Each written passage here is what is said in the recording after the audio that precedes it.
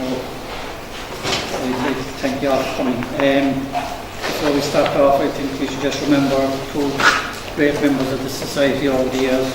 Tim Carrigan passed away and Joe O'Reilly. And you got the emails, I presume, so they're a big loss to the society. Now, I wish to thank the committee members. They have put great effort in during the year.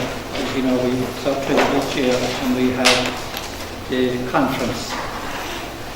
I'd like to thank Olive, our secretary, Betty, the treasurer, James Quain, Betty Callan, Anne-Marie Coughlin, all these people. They were all, the whole committee were involved in the running of the conference. I'd like to thank Pastor David Roy for the premises and the facilities they give us here every month, and Bill and Wendy for all the work they do for us during the year. I'd like to thank Tim McCoy here. He does a lot of work for us behind the scenes that people don't realise. Treasurer Betty Callan, social media Anne-Marie Coughlin, training officer James Quain, librarian Penelsis, and the SECO delegates Gary Cullen and James Quain. It had been agreed earlier in the year to have an honorary president who would serve a 2-year term. The first honorary president was to be Declan Chambers, one of the founding members of the society. Any other business, it was agreed to set up a PayPal account which would be very useful for payment for the conference. Also, the running of the beginner's head night on the third Tuesday night will continue due to its success. The business of the AGM being completed, a cup of tea or coffee was available, and an open discussion took place among the members. Paid €400. Web hosting was $35.95. We give a gift to Wendy. Books, we paid €25. That was for, we had a speaker at the conference, the Friday night of the conference. It was about the white slaves in the US. It was by Richard Hayes Phillips, and we bought that book for €25. The office supplies were $7.45 and postage was €15. Outings was 70. That was to Collins' barracks with Jim Horgan. He gave us showed us around the barracks, and we had tea and biscuits afterwards, which came to €20. So that was the €70. DVD and discs were €80. Conference adverts and badges that came to no, we didn't have that. $184.50 was for Irish Roots. They gave us one advertisement free, and we paid then for another to promote the organisation, and that came to $184.50. And to Wendy was going to give a talk on, she tried herself. And once we're finished, tea and coffee over there in paper cups. So you can have that after.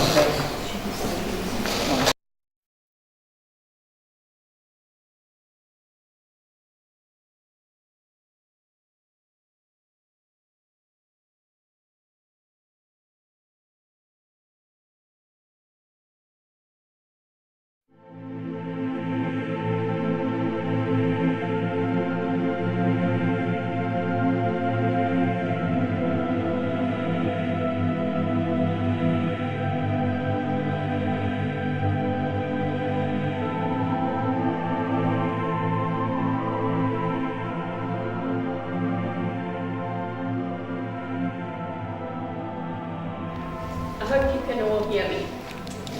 Okay, I was thinking about what I could tell you about Family Search, different to what we've done before. And given the time constraints, I thought maybe it'd be just a good idea to have a little overview and look and see what's on Family Search. So I'm just going to play this little video clip for you.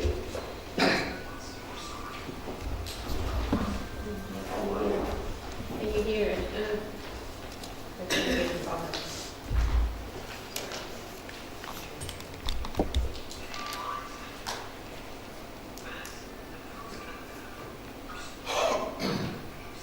Okay, let's scrap that. All right. Okay, this, you can can go onto the family search website and you can have a look at this little video. And it gives you an idea of what family search is about, how long they've been collecting records, what they do with the records, and where they kept, how they made available for people to research. So this is the Family Search website. It's called familysearch.org. And to join the family search, it's much the same as joining any other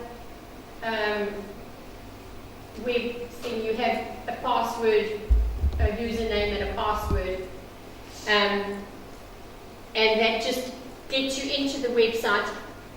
You don't have to join and have a username and password, but there's certain areas, for instance, if you wanted to be a volunteer and you wanted to help with the indexing, you need to have a username and a password. I was just telling Tim that last night I went through everything, made sure that I knew where I was going to go. There were one or two features that weren't working properly, and I thought, oh well, they might have them down for maintenance. When I set the computer up here this evening and I clicked on Family Search, the whole interface had changed.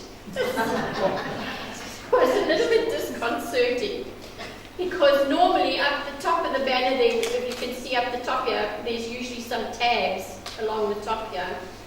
Now they're in here. So those of you that have been on to Family Search before and are looking to find out, that's where they are. Okay. So everything's been put in this little box down the side. You sign in there and you choose your activities and everything from there. Okay, so let's just talk about Family Tree for a moment. This is a program where you can put your information in. Okay. Everybody has access to that information, and anybody can change the information. So if I go into the program and let's just say I'm doing research on a Buckton line, and I see that somebody has been in there and they put information in and it's not correct, I can change the information, and the program asks me on what grounds I'm changing the information. And I have to put a reason in there for doing it. Okay, so I might say, well, I have the birth certificate or the pregnancy certificate which gives the correct date. Okay, so Family Tree, it's not your tree, it's everybody's tree. So that's one problem that there is with it. Don't put your information in there and think that it's your information and that it's safe and nobody can access it. Everybody can access it and make changes. Okay. So within Family Tree, there are different things that you can do. You can look at the tree. Okay. Okay.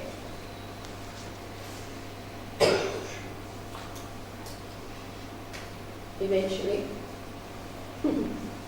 Okay. So you can look at the tree.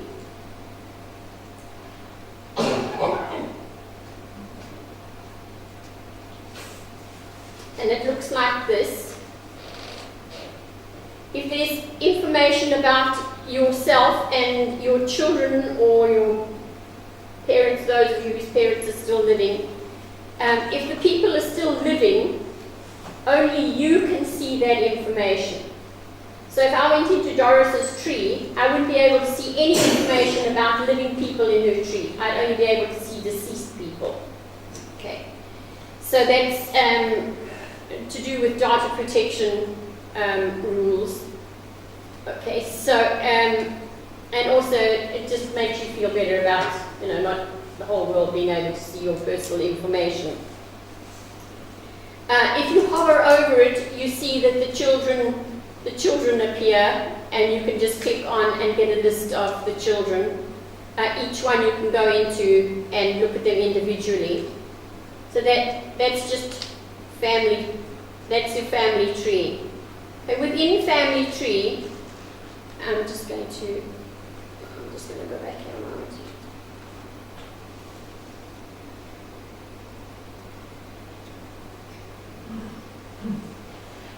Within family tree, there are different sections. You can put stories in about your ancestors. You can put video material, sound material in. The search facility there is to look for people, and you can only look for deceased people. And then indexing is a program that puts all the information that when you go to look for someone and you're looking at civil registration, for instance, all that information has been put in there through this program called indexing. Volunteers take the information, the original information appears in the top of your screen, and your form is at the bottom of the screen, and you transcribe the information from the form or the certificate from the certificate or the document onto the form. And then it goes to another indexer, and they do the same thing. And then it goes to an arbitrator who looks at the two and makes sure that they're exactly the same. If there's any discrepancies, it goes back and it's re-indexed. So this is to try and make sure that the material that's coming online from Family Search is as accurate as possible. So anybody can volunteer to do indexing. Now, the Help Centre is a great place to go if you're starting out your family history. You can go to Getting Started, and it takes you step by step through what you need to do, little videos, and it gives you exercises that you can do as you go along. Okay. The Learning Centre has got some good material in it. If you're wanting to see what information there is about a particular country, say for instance you have a family that went to Italy and you're not terribly sure about how to go about doing Italian research, you can go into the Learning Centre. All down here on the left hand side are the lessons that are available. So you could go to Italy and you could click on Italy and do the lessons. If you look, there's 8 lessons there for Ireland, and we'll just have a quick look there. Getting started in Irish genealogy. Now, these lessons have been specifically designed for people that are in America wanting to do Irish research. And I suppose that makes sense.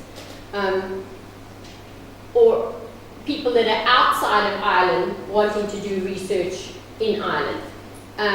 But those that are starting out in their research and are quite new, there's a lot of information that you can pick up from just going through these little lessons. Okay.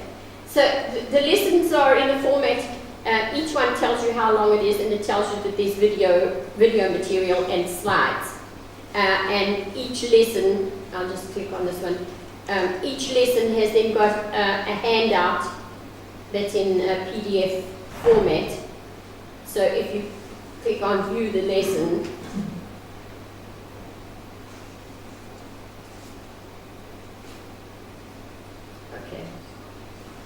okay, so on this side you've got the person doing the talk, and on this side there's notes, okay? And as I said, everything's changed around since last night. Okay, that underneath it you will see that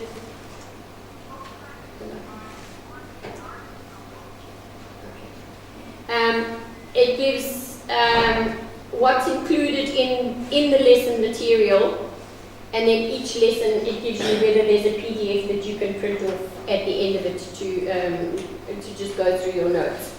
Okay, so and it gives you the different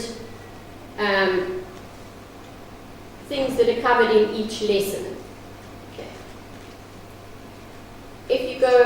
If we just go back to the Learning Center here for a moment.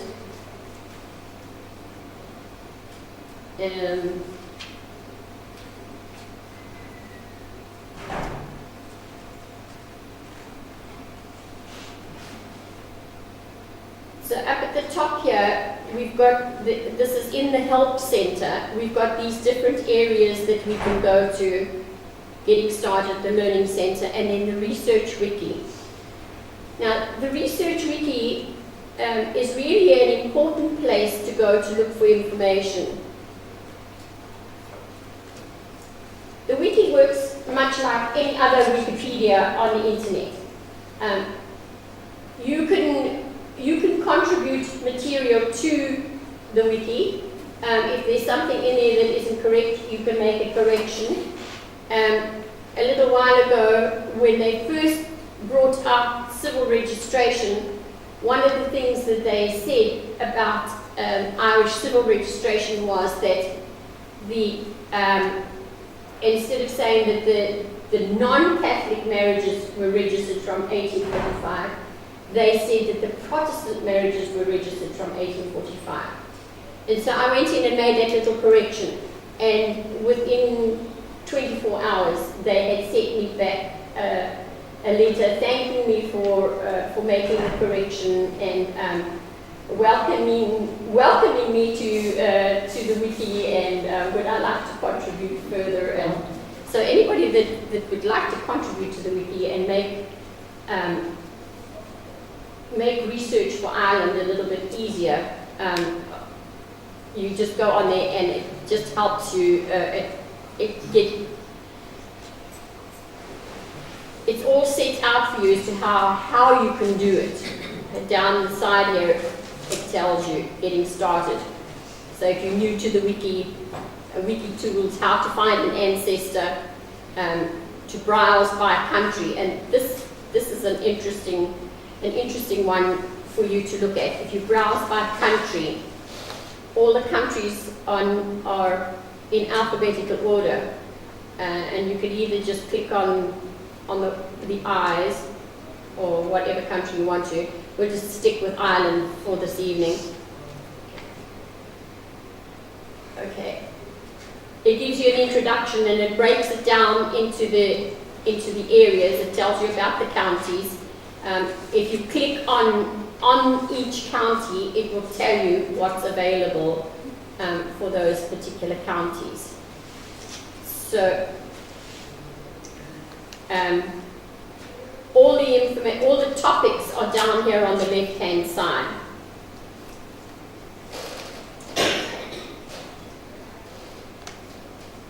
So the person that's in charge of this section of the wiki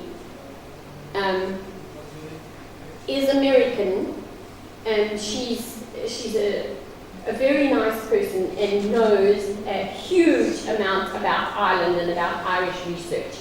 So if you're looking for information, you can come onto the wiki, and if you can't find what you're looking for there, you can ask for help.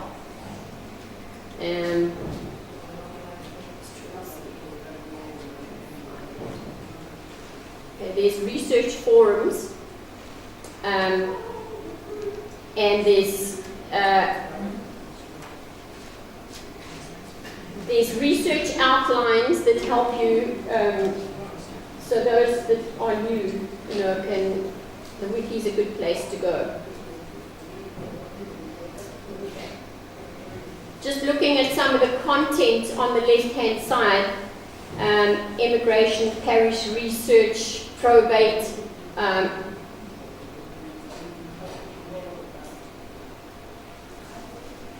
So the wiki is a good place to look for information. I'll just here.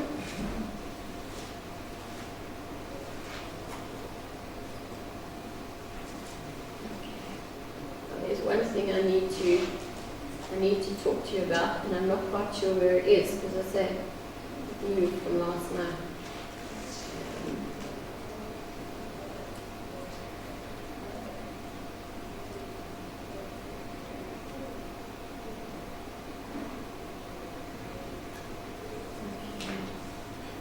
It's the catalogue.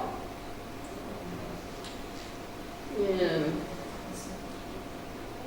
Research. Yeah. Is it one of the tests? Not sure where it is.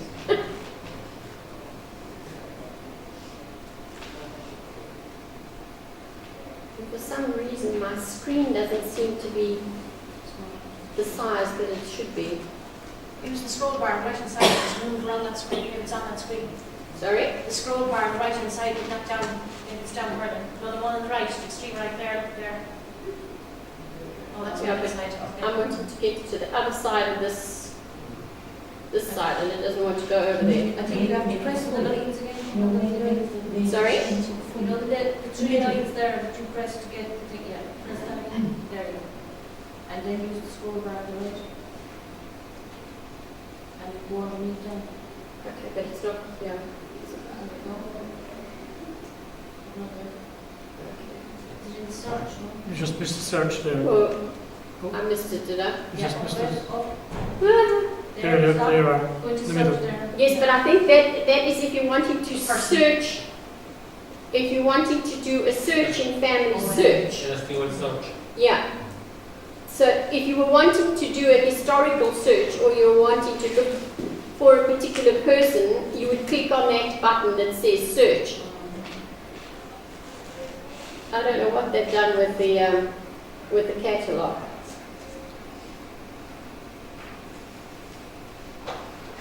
There's the search there. Oh, there it is. Okay. Okay. So, right. So you click on search. Okay, and it gives you the options. If you want to search records, that's if you were going to look at looking for a specific person, and you would click on the records, and you would look in family search like we've done for the indexing in the indexes previously.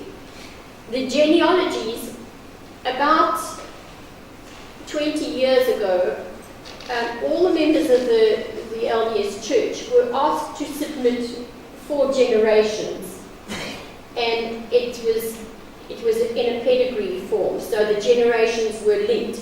Most times when you go onto a genealogical site, it's just individuals you're looking at, they aren't linked. But in these genealogies, the pedigrees are linked, and you have at least 4, sometimes a lot more generations that you can look at.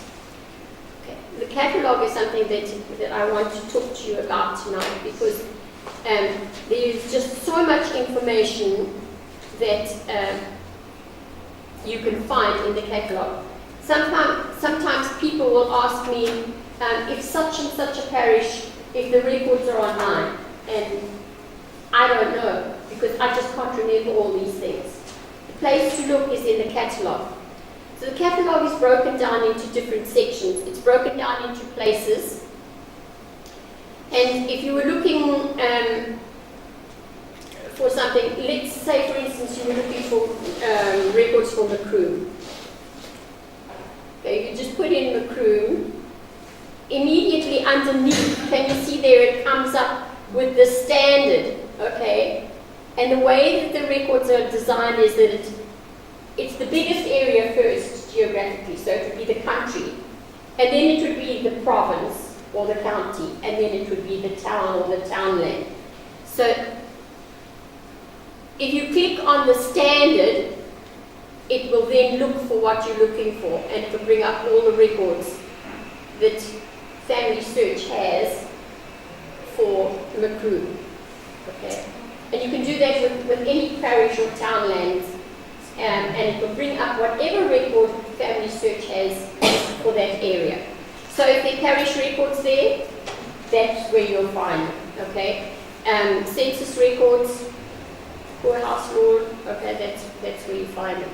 Now, you can print off the list, or you can just go into it from the screen. But if you wanted to, if you wanted to save it. Were those church records? Were they church Bible or Catholic? They're actually the ones from O'Keefe. Oh, those ones. Church Bible. Yeah, they're the one they're the ones in O'Keefe. I just happened to. They go back to the 1730s. I just happened to know that because I looked last night. Okay. Do you have O'Keefe on there? On here. Yes, you can order the microfilm. The problem with O'Keefe on the microfilm is it's very difficult to read. If any of you've been into the county library or the city library and have looked at O'Keefe, the books are very big. The way that they're bound, sometimes where the fold is in the book, the writing is there and you can't actually see it. It's hard enough to see it in the physical book, but the microfilm is very, very difficult to read. So if anybody was looking for information from O'Keefe Cushman, I would always say to them, go to the library rather than ordering the film. Okay, it's just very difficult to read. I tried it.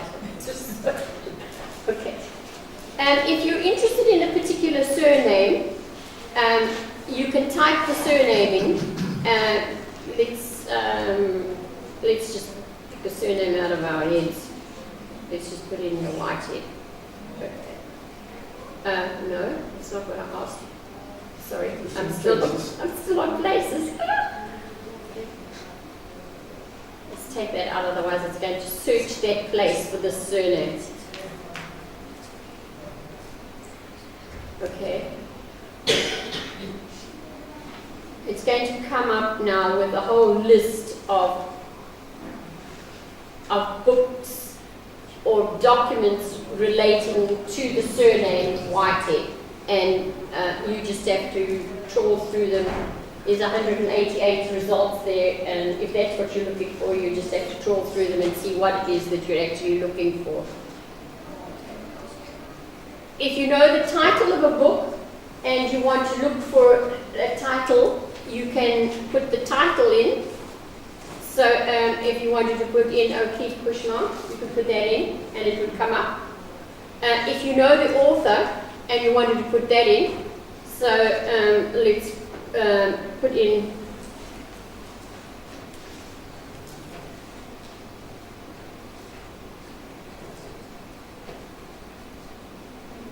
what was going on here?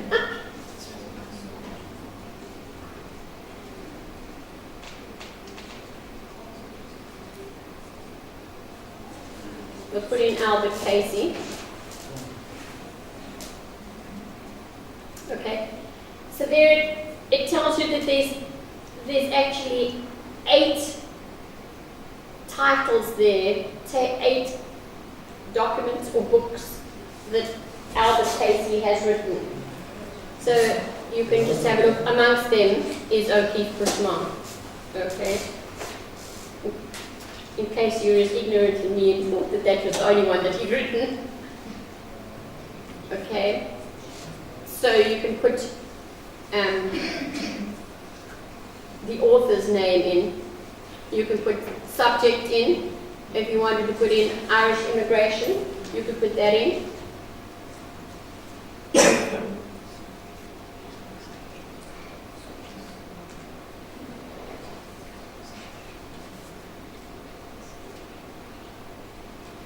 Okay, and it gives you the number of ones dealing with Irish Australia, Irish Americans New England.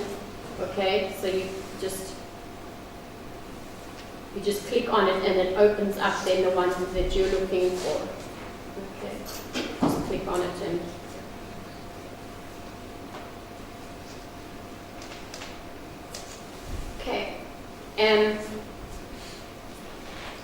So that is the catalogue.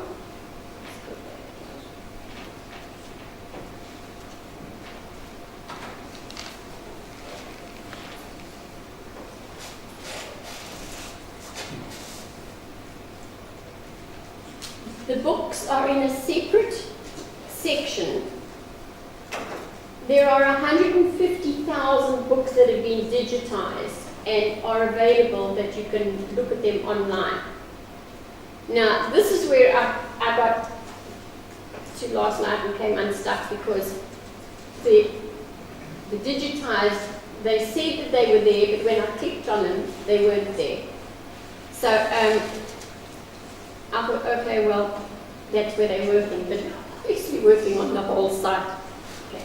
So you can put in the title of a book, and if it's been digitized, it tells you click here for the digitized version, and when you click on it, it comes up on the screen and you can see it. I don't know what form it's in, because as I say, last night I just couldn't see it. Okay. One thing that I forgot to show you in the catalogue, let me just go back here a minute. This little thing here on the right-hand side, it has to do with a network of libraries throughout the world. Now, if the book that you're looking for is in a library near you, it will tell you. So when I looked at O'Keeffe Cushman last night, and I clicked on this little symbol, it told me that there was a copy of the volumes in UCC. It didn't tell me that there was a copy in the county library and that there was a copy in the city library. And the reason for that is that the libraries actually have to register with this site and have their catalogues online so that people can see it. And obviously the county library and the city library didn't have they didn't have O'Keeffe Cushman on there anyway, but UCC did. So you might be interested in a book and not know where to look for it, and it might be available in your library. So it's worth having a look at the catalogue and checking to see. Hello, Eddie. If you put in workhouse, a workhouse book for Cork, would they be on it, something like that? Okay, let's have a look. So for that, we would look at under subject, I would think. They're up in the city archives.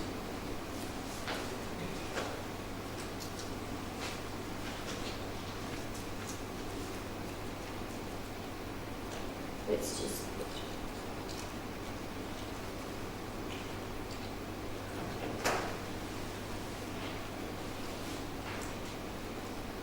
Okay, that wasn't a good.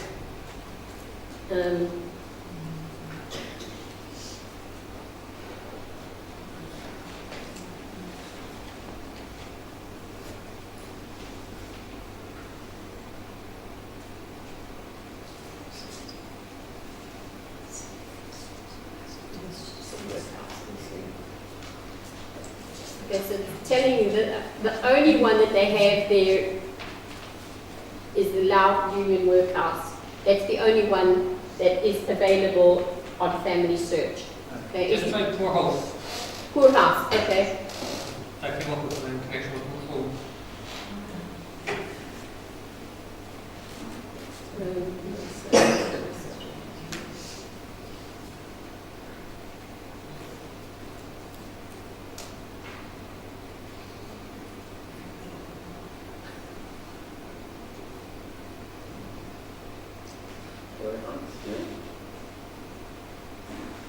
No. I've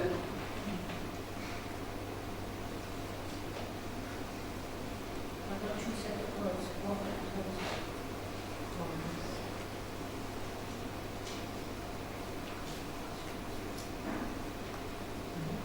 Well, let's just see. We put poor law union in. Let's see if there's something there on that. Okay, so it's telling us there is for the United States. Maybe I should have put Ireland in there. Under places, maybe. Well, the thing is, if I go for places, okay, well let's.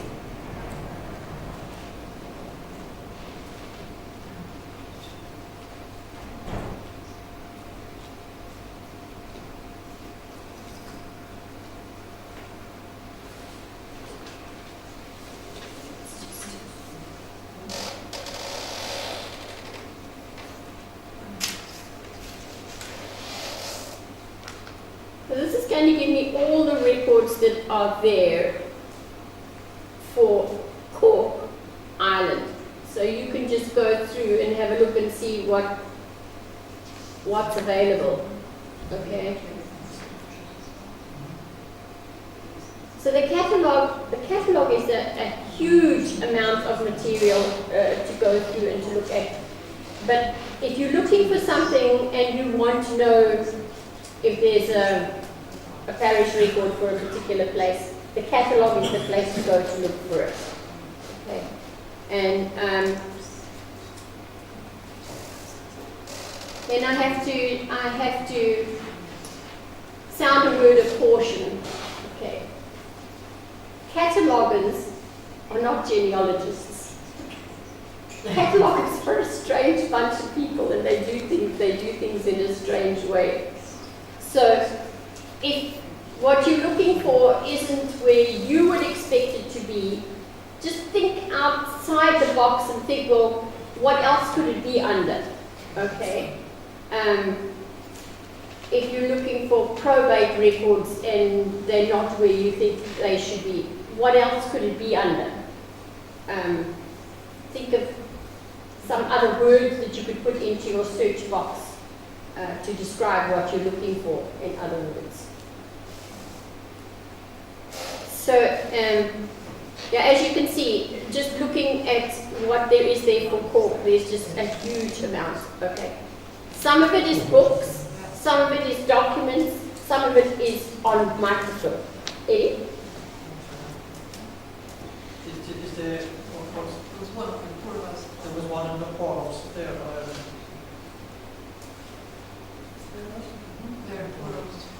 Okay, inventories, registers and catalogues. Okay, so next. So this is for County Cork. Tells you that the author is the Cork Archives Institute. Okay. If you click on the actual title, it opens it up in more detail and it gives you a detailed description of what it is. Okay. Okay, and it tells you that this record will check for other possible copy or locations. Okay, so if you click on there,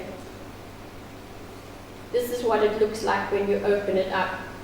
Okay, and when you put in where you are, so if you put in Ireland, it tells you all the areas where you might find this particular record. Okay, so it's really handy because you might think that you've got a trip to Scotland coming up, where in actual fact it's right here handy. You just have to look for it in the library. So that's a handy little. Okay. If, for instance, what you're looking for is a microfilm, and this one here, it tells me that because of this number, I can see that it is a book, okay, and it's not a microfilm. Okay, let me just see if I can find one that is a microfilm.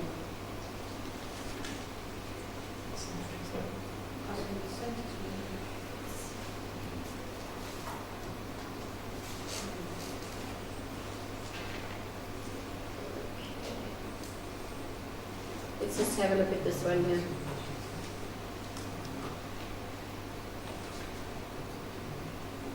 Okay.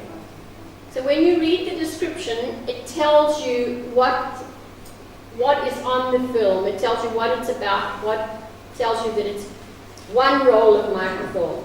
Sometimes there could be 65 rolls of microfilms, and you might realize that and order a microfilm, and it might be A, and you're actually looking for G, or so you have to be careful and look to see exactly what it is you're looking at.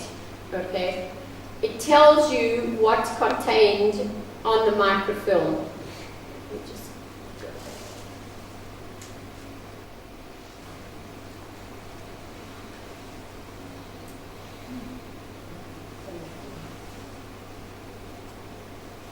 Sorry, gone back to that.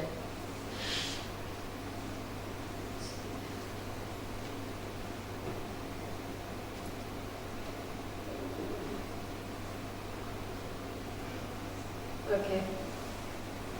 Here, down the bottom here, about this record. Okay. In this section here, film notes, it tells you that this is the film number. Now, if I click on that film number, it's going to take me to the page where I can order the film.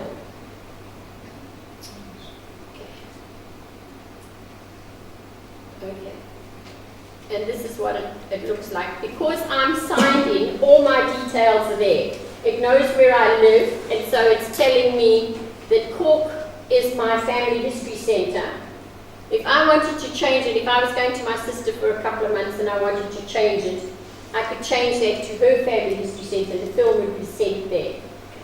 Once the film has been sent to a family history centre, we can't send it somewhere else. So if someone, say someone in Limerick orders the film, but they order it to come here, I can't send it to the Limerick Family History Centre. Okay? They have to reorder the film. It's just library policy. We just can't do that. Okay, so the film will be here. It tells you, you have the option here of choosing what currency you want to pay in.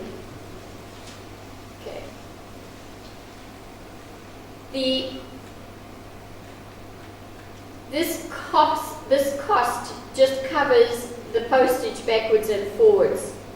Our films are stored in the vault in Germany. Most of the British Isles and European films are in Germany. If the film isn't in Germany and it has to come from Salt Lake, it could take up to 6 weeks to come. Especially if they haven't got a copy available and they have to make one from the negative. It could take 6 weeks. But the film will stay here for 3 months. The short-term film will stay for 3 months. If you want to extend the film, it will cost 20 euros, but it will stay here indefinitely. It will stay here forever until we decide that we don't need it here and we send it back. Okay. The film can only be used here in the centre. It can't be taken out of the centre. We don't have the facility to copy films. Reader printers are very expensive to maintain, so we don't have the facility to copy films, but you can use a digital camera and take photographs of it. And the short-term film will stay for 3 months, and then it will get sent back. So if the library notifies you that your film is here and you need to make an appointment with Travis to come in and see it, if you don't come in and see it, she'll send the film back because we get charged extra if it gets, if it goes over its period. So to use the film ordering system, you have to register. So you have to have a username and a password. If you are registered with Family Search, then you just use that username and password. And once you're registered with Family Search, you can use that username and password for everything. For your family tree, or your ordering films, or if you want to do indexing, it's the same sign-in and username and password. If you're not sure how to how to order the film, you can just go to ordering help and it will lay it all out for you in how to do it. So once you're in the catalogue and you see a film that you want to order, as soon as you click on the film number, it takes you to the ordering page. Okay. So, let me think. Obviously, books that Salt Lake have, we can't order them to come to the library, okay? And only if they are digitized can we actually see them. But if there's something in a book that you particularly are interested in and you can give them the page number, the book and the page number, they will actually photocopy it for you and send it out to you. So, the staff that work in the Family History Library in Salt Lake, they're all volunteers, really knowledgeable about what they're doing. The people that work on the British Isles, the whole floor is British Isles floor, just know everything that there is to know about research in the British Isles. They are just absolutely fantastic. So if for any reason you need help and you want to talk to somebody, you can go online and you can talk to them in a live chat, or you can email them, or you can ring the toll-free number. So there's the live chat, and that works like I'm sure most of you know. Live chat, just a little box comes up, you identify yourself, and the person that you're talking to asks you how they can help you, and you just type in what you want to know, and they just chat away. Or you can call the toll-free number, or you can send a message, and you see once you logged in, all your details come up there. The computer knows you, so you don't even have to put that in if you're wanting to send a message. It comes up. Just one thing about Family Search. I would advise you to go in and have a good look at it, and read the information that's there. Read the user information and find out what your entitlements are and what their entitlements are. Once you put your information into Family Tree, it's there for anybody to see. Okay? If you want to delete your information in Family Tree and you no longer want an account in Family Tree, you can email them and ask them to delete it. If you have uploaded a GEDCOM file, for instance, if you have your information in a genealogy program on your computer and you upload a GEDCOM file, that GEDCOM file cannot be deleted. Okay? It's just there. They can close your account down, but they can't delete that GEDCOM file. But go on there and have a look at their conditions of use. Okay? Family Search is free. Anybody can use it. There are 1 or 2 sites that we call premium sites that you can have access to here in the Family History Center, that you can't see all the information on your computer at home. For instance, the prison records, you can see the index, but you can't actually see the document. It will tell you the little icon is a camera, and if there's a camera there, there's an image. Okay, but you mightn't be able to see the image there. But if you come into the Family History Center, Travis loves the prison records. She's an expert at them, and she will help you to see that information. We also have free access to Find My Past and Ancestry.com in the Family History Center. Those of you that have been coming on a Tuesday night to the workshops will know that you can log into the church's Wi-Fi system and you can use the internet. The more people we have on the internet, the slower it kind of gets. We're supposed to have high-speed broadband, but it gets a bit slow sometimes, or if there's a lot of us logged on. Because you're in the building and you're using the church's Wi-Fi, that doesn't mean that you can see those images. You can only see the image on the Family History Centre computer. So if there's something that you see at home that's got an image and you want to look at it, then call Travis and make an appointment. I'm training Travis to take over from me. She's there most of the time, and if she needs me, she calls me. The best thing for her is to learn to swim on her own, because to try and impart information to people is just impossible. So be kind to her when you come in. she's quite confident, but a little bit nervous. But if she doesn't know something, she'll just tell you she doesn't know, and she'll call me. Okay.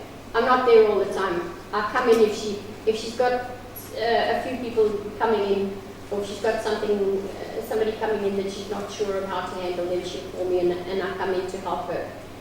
So that's an overview of Family Search. Are there any questions? What films have you still got there? Okay, what we've got in the centre is we have got the Cork City census. Now, we're going to send that back because with it being online, it's not being used much, so that's going back. We've got the births, marriages and death indexes, and we're not going to send those back because sometimes it's easier to do a search on the microfilm, especially if you're searching for a marriage. You can be going backwards and forwards for hours and not being able to find what you're actually looking for on the internet. So we're going to keep the births, marriages and death indexes here. And we have the Royal Irish Constabulary indexes here.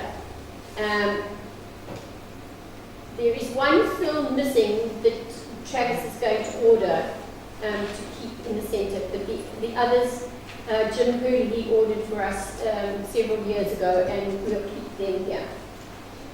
And then there's one or two other things like this, the Grove White extracts of various parishes, Doneraile, Christchurch in the city. There's one other one, I can't think what it is at the moment. There's that. There's the marriage license bonds for Cork and Ross and for Cloyne. Those are just indexes. What do they consist of? Sorry? The ones for Cloyne there. Okay, they're marriage license bonds. They were bonds that were taken out when, instead of when bands were called, they had to register a bond. Okay, and the indexes have survived, but not the actual documents. So the bonds just really give you the names of the party and the year that it took place. So if you were looking for a marriage and there is a marriage license bond there, it's fairly sure that that the marriage took place, but it just gives you the year. It doesn't give you any other details. Usually the couple's name and the year that the bond was taken out. So they're there, and there might be one or two other miscellaneous things in the drawer, but things like the Griffiths evaluation, we sent that back because it's much easier to look at them online, or to do a search for them online, or those kind of things have become available over the last few years, and there is just so much information out there on the internet. Any more questions? I think there's some of the O'Keefe Cushman on one of our discs at the back. There is, yeah. There's on one of our journals. Don't know what year. I think it's the Mill Street area. The year, what year that And that- then the years would be, No, which journal? which journal? Anyway, on the members page, you'll see our journals for anybody that would be interested in O'Keefe Cushman. Is it you did it or Today, Pat the did it? transcript of the Mill Street ones. The Mill Street ones, O'Keefe Cushman, so you can see some of that on our own website by going to the members page, finding it on the journals. Anything else? There's one or two books that we have in the drawer too. We have the printout of the Carrigaline parish records. We have that on microfilm as well, but we have the actual printout. Tim did it for us 1 year. And we have the indexes to O'Keefe. And then there's one or two other parishes. Gary, possibly. Church of Ireland, I think, parish. Just one or two other miscellaneous books in the drawer. But if somebody asks me something, it might ring a bell and I say, oh yeah, I know where to look for that. Sorry, would you have seen Shannon? No. I don't think so, Jay. There's also a book of Carrigaline Cemetery there, which I mentioned gave us the details, and he didn't just give it and the headstone, he gave us some family histories as well, and that's in the library as well. Any other questions? We'd like to thank Wendy for the overview today.